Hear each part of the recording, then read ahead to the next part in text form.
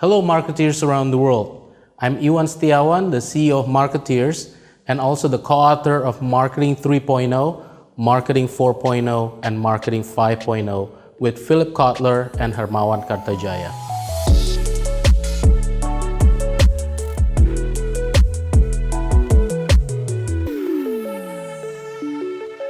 We will publish our next book, Marketing 6.0, next year. And today I will give you a sneak preview of what concept we will deliver in the next book. Marketing 6.0 is about marketing in a metaverse.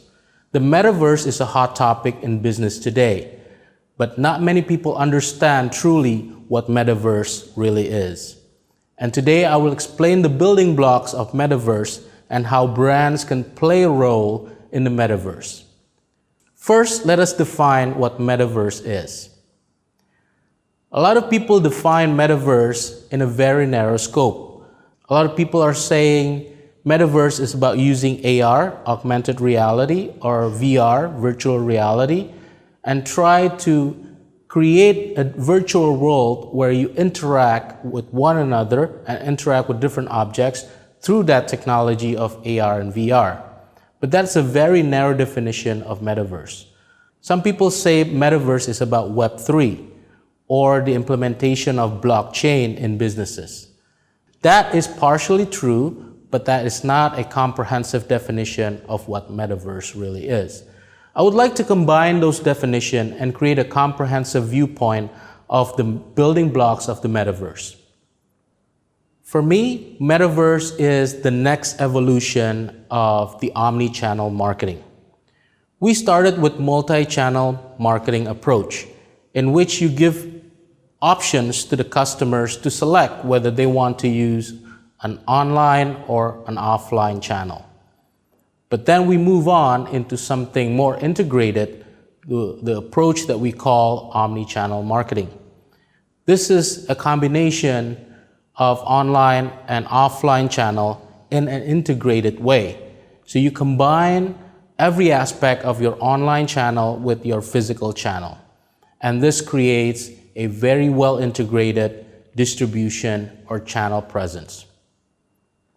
The next evolution is meta marketing. In meta marketing, we're not talking only about combining the online and offline as an integrated feature, but we'll say that it is a more immersive experience for all the consumers. And so we say in a meta marketing, it's offline in online.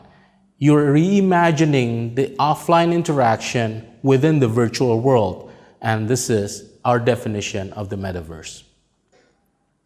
There are several building blocks of the metaverse. I will start with the first layer, which are the tech stacks of the metaverse. First, we have the IoT, which is very useful for data capture.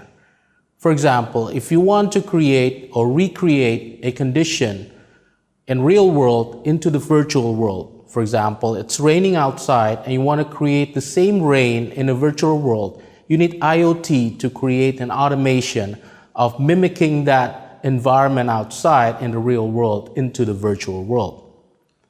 You're also going to need AI for the data processing.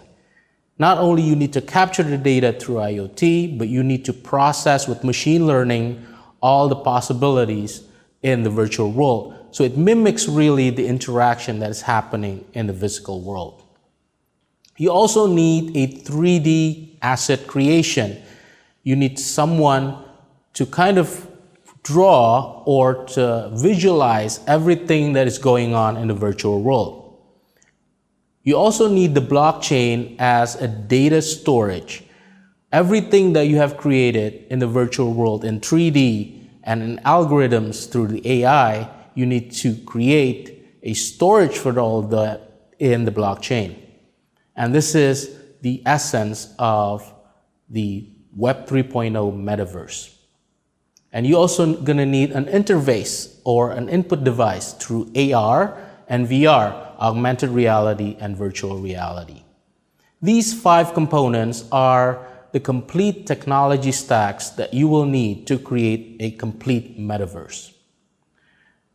This is what I call the enabler layer, or the first layer of the metaverse. Let's move on to the second layer. In the second layer, we have what we call the content platforms, the worlds or the virtual worlds in which we can play a role. Metaverse have different versions of content platforms. Meta or Facebook is creating a metaverse platforms. Microsoft has their own metaverse platforms, and so many different startups are creating their own content platform in which we can create our own world in our own dimensions with our own interactions. And these are the platforms in which a lot of brands can play a role. Not only content platform, we also need to have a commerce within the metaverse. The things that regulate our trade, the buying and selling of digital assets in the metaverse. And we have a technology that is called NFT, non-fungible token, which is very relatable to this concept of commerce in the metaverse. NFT, or non-fungible tokens, is a way to certify your ownership of digital assets, and that will help create a infrastructure for you to buy and sell products and services in the virtual world. You will also need payment, and we have a fundamental aspect of cryptocurrency that is going to be useful for payments in the metaverse. NFT and cryptocurrency are the two most popular use cases of the blockchain technology that is being used heavily in the metaverse. You're also going to need the fourth component in the second layer, which is the governance. Who will govern all of these interactions between avatars, between digital assets? You need a certain governance structure, and in any content platform, we know that there is an institution that is called DAO, Decentralized Autonomous Organization, that governs every single policy that is happening in the virtual world. This is the second layer that I called the economy. Let's move on to the final layer, or the third layer. In this third layer, we have three major components. Number one, the avatars, or the virtual IDs. When people transport themselves from the real world to the virtual world, when they're imagining themselves living in the virtual world, they need virtual identities. Some sort of structure that holds all their identities in an integrated way, that records all their transactions and everything they do in the virtual world. And this is represented in a virtual avatar that reflects what they want to be seen and how they position themselves on the metaverse. Aside from the avatars, we also have digital contents or digital assets. Imagine having a virtual car or a virtual house. You need a digital asset that visualizes those ownership of what you have in the virtual world. You will also need some sort of interaction framework that regulates how people interact within the metaverse and how people interact with objects, or how objects interact with one another in the virtual world. These three components are the components that I call the experience. So three layers: the building blocks of metaverse, the enabler, the economy, and the experience. This is a complete viewpoint of the metaverse that you haven't seen in any literature before, and we try to combine all kinds of inspiration from different kinds of thinkers in the metaverse to create a holistic viewpoint of what the metaverse will look like. Now, the second question is, if you have defined what the metaverse really is, how do brands play in the metaverse? How do we contribute or play a significant role? How do companies buy and sell or interact with their customers in the metaverse? There are three layers, or there are three steps on how to do that. The first basic thing you need to do if your brands want to play a role in the metaverse is to understand the motivation for people to interact in the metaverse. What are your consumers looking for when they present themselves in the virtual world? I see three things that consumers look for in the metaverse. Number one is They simply want to escape their daily lives. And this is something that we fear the most.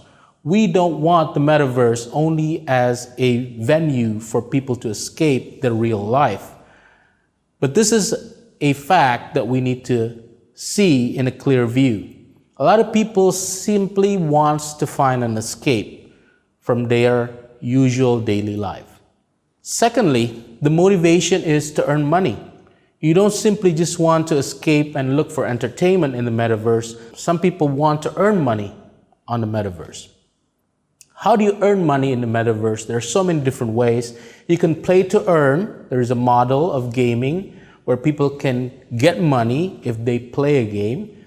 There is what we call move to earn. A lot of people are doing movements, doing sports, doing activities to earn digital currency. Those are the ways for people to work, to do things, to do some activities on the metaverse and earn money for doing it. So not only escaping their daily lives, but they're also finding livelihoods from the metaverse. And eventually, the motivation is simply to seek convenience. A lot of people are using online channel because it's giving them the convenience of not having to go to physical stores. And the same goes with the metaverse. The metaverse can help people find better convenience when they want to do something or when they need to buy something. Eventually, this is the ultimate motivation the consumers have when they want to play or live in the metaverse. For these three different motivations on why consumers want to live on the metaverse, we can find inspiration how brands can play a role to help customers realize their aspirations. For example, if the consumer looks for escape, we can provide collectibles. Collectibles is a form of entertainment given to consumers who like to collect digital assets on the metaverse. They want to have digital clothes, digital housing, digital cars, and all sorts of digital asset components available on the metaverse.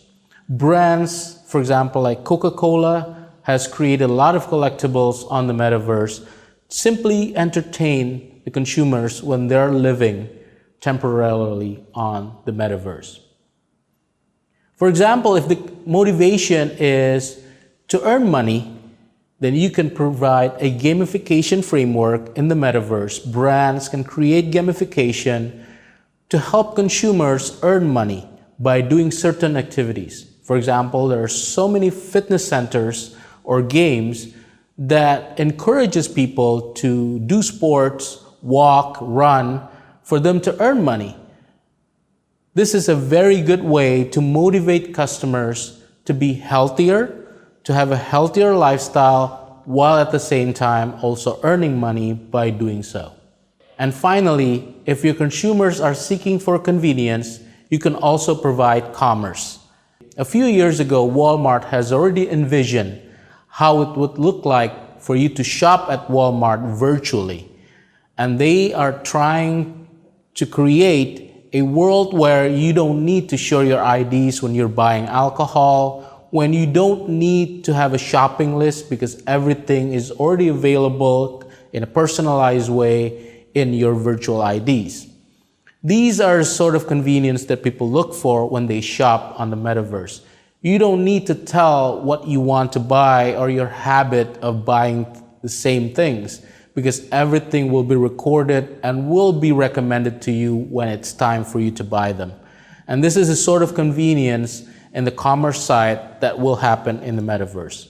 This is the ultimate stage when the metaverse marketing has already reached the stage where the metaverse can provide an alternative channel of distribution of product and services in a closer proximity to the consumer side. This is when the metaverse marketing will become a mainstream approach. That is the preview of Marketing 6.0. Watch out for the launch of Marketing 6.0 at the end of next year. I'm Iwan Setiawan. Thank you very much for listening. Apabila Anda belajar banyak dari analisis, tolong subscribe, like, dan share konten yang kami create ini. Dan apabila ada pertanyaan yang ingin saya bahas di analisis, silakan tanyakan di kolom komentar.